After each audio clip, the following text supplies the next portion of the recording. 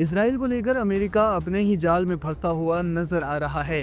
Qatar पर Israeli हमले के बाद अमेरिका के सामने अपने दोनों सहयोगियों के प्रति बैलेंस बनाने की चुनौती है। इसलिए अमेरिकी विदेश मंत्री मार्को रूबियो ने कतर के प्रधानमंत्री से मुलाकात की और अब वो इसराइल जाने वाले हैं। बता दें कि इसराइल ने दोहा में हमास के सदस्यों को निशाना बनाते हुए हमला कर दिया था। इसमें कतर के भी एक जवान की मौत हो गई थी। इसराइल की इस हरकत पर डोनाल्ड ट्रंप ने भी नाराजगी जताई। अमेरिका की भी नीति गाजा को लेकर अस्पष्ट ही रही है। एक तरफ वो इसराइल का खुलकर समर्थन करता है और गाजा पर कब्जे को लेकर प्लान बनाता है, वहीं दूसरी तरफ वो युद्ध विराम के लिए मध्यस्थता का भी दावा करता है। रविवार को मार्को रूबियो इसराइल पहुंचने वाले हैं। वो उन लोगों से मुलाकात करेंगे जिनके परिवार के लोगों को हमास ने बंधक बना लिया था। वहीं यूएन में अलग फिलिस्तीनी देश को मान्यता देने को लेकर चल रही बहस के बीच अमेरिका भी ये दिखाना चाहता है कि वो इसराइल के साथ खड़ा है और अलग देश का विरोध करता है। आपको बता दें कि रूबियो और उपराष्ट्रपति जेडी वेंस ने व्हाइट हाउस में कतर के प्रधानमंत्री शेख मोहम्मद बिन अब्दुल रहमान अल थानी से मुलाकात की। इसके बाद डोनाल्ड ट्रंप के विशेष राजदूत स्टीव विटकॉफ ने उनके साथ डिनर किया। इसराइल ने कतर की राजधानी में तब हमला किया जब अमेरिका के ही युद्ध विराम प्रस्ताव पर बात करने के लिए हमास के लीडर इकट्ठा हुए थे। हमास और इसराइल के बीच युद्ध विराम को लेकर अमेरिका और कतर मध्यस्थता कर रहे हैं। डोनाल्ड ट्रंप ने इस हमले से खुद को दूर किया था। वहीं बंधकों के परिवारों से मिलने के साथ ही मार्को रूबियो इसराइली अधिकारियों के साथ गाजा पर आगे की योजना को लेकर चर्चा करेंगे। इसके अलावा वो पुरातात्विक स्थानों के लिए प्रसिद्ध सिटी ऑफ डेविड का दौरा करेंगे, जो कि ऐतिहासिक रूप से बेहद महत्वपूर्ण शहर है।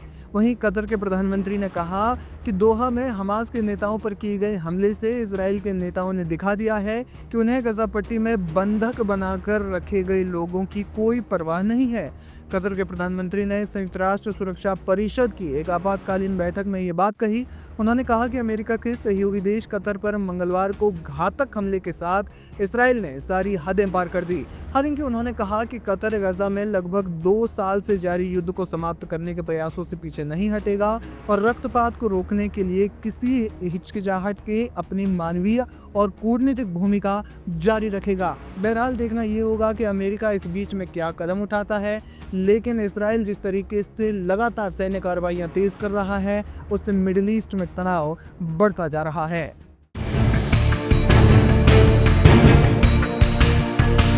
इसराइल ने कतर में मौजूद हमास नेताओं को खत्म करने के लिए जिस तरह से अटैक किया, उससे अमेरिका, कतर और खित्ते के सभी अरब देश सन्न रह गए हैं।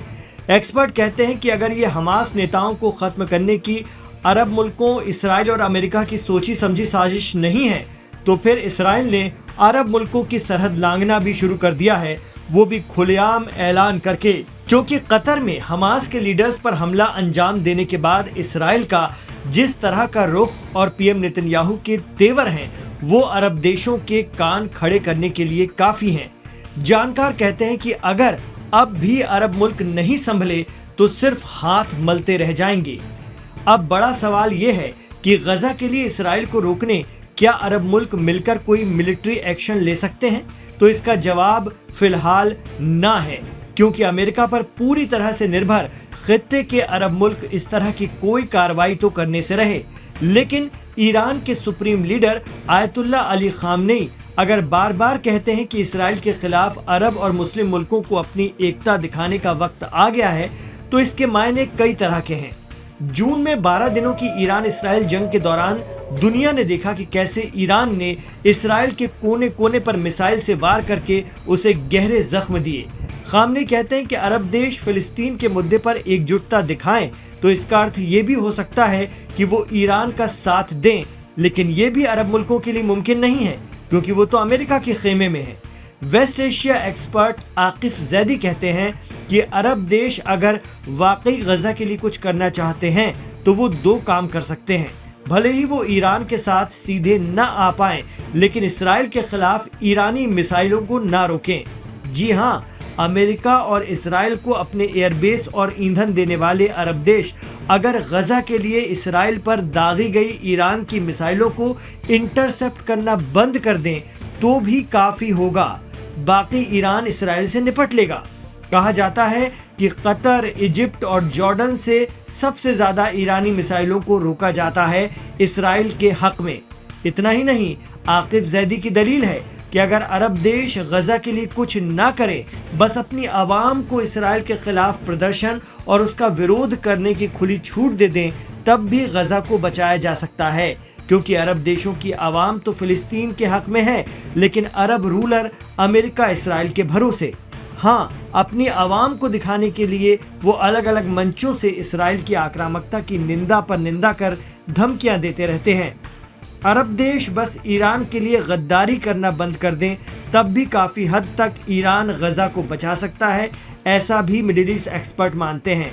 अब देखना होगा कि इस वक्त कतर को लेकर एकजुट हो रहे अरब देश इसराइल के खिलाफ कुछ ठोस कर पाते हैं या फिर गजा को अपनी आंखों के सामने गंवा देते हैं। ये वक्त बताएगा।